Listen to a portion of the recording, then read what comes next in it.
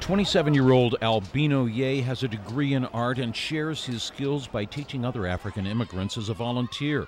Like tens of thousands of others, Albino fled his homeland of Sudan to escape war. I'm looking for a place only just I can be safe here, can be safe in it, and also to be respecting and to have a right as a human being, being treated good as a human being. But the scene he sketches of life as a refugee in Egypt isn't a pretty picture. Albino has found neither safety nor respect. He says the abuse is psychological and physical, including people throwing rocks at him.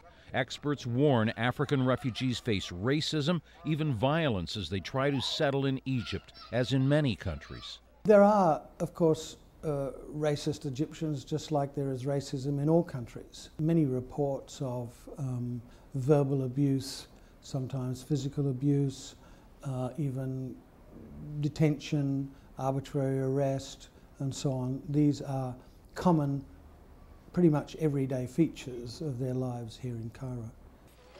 A bilateral agreement between Egypt and Sudan allows refugees to live here, but relatively few are able to win official UN asylum status.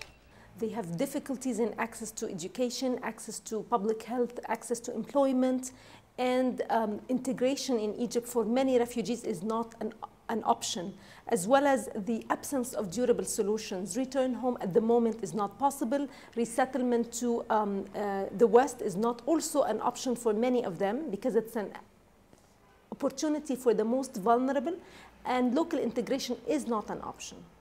Over the past several years, Egyptian police have been ordered to dismantle tent cities created by the Sudanese refugees as a protest to get their asylum status. As for Egypt, officials insist the Sudanese get better treatment here than they would elsewhere in Africa. We offer them safe haven. In some of the other countries, you have African people who are so mistreated, and they go to the extremes of sometimes burning them to death.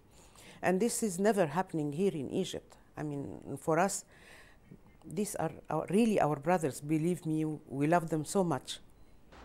The global economic meltdown only makes matters worse. Hard-pressed Egyptians see the refugees as competitors for scarce jobs. To make ends meet, many African refugees share cramped apartments in Cairo's slums. You can find in one house people from Eritrea, Ethiopia, or Sudan, or mostly people from different communities that they came from. So they stay together. This is how they are able to make lives. Thousands of Sudanese risk their lives trying to cross the desert and get into Israel, which says it has been turning away Sudanese refugees. Despite the danger of death in the desert, Albino says some of his friends have made it into Israel and that he will soon try. He has no hope in Sudan, and he's losing all hope now in Egypt. Jim Clancy, CNN.